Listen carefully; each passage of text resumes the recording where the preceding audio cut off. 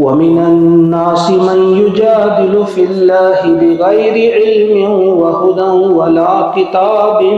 منير ثاني عطفه ليضل عن سبيل الله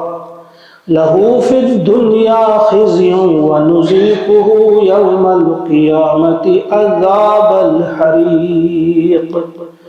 ذلك بما قدمت يداك وأن الله ليس بظلام للعبيد ومن الناس من يعبد الله على حرف فإن أصابه خير اطمأن به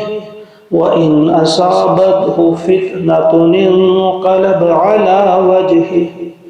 خسر الدنيا والآخرة ذلك هو الخسران المبين يدعو من دون الله ما لا يضره وما لا ينفعه ذلك هو الضلال البعيد يدعو لمن ضره أقرب من نفعه لبئس المولى ولبئس العشير آمنت بالله صدق الله العظيم اللهم ارحمنا بالقرآن واجعله لنا إماما ونورا وهدى ورحمة واجعله لنا حجة يا رب العالمين اللهم نور قلوبنا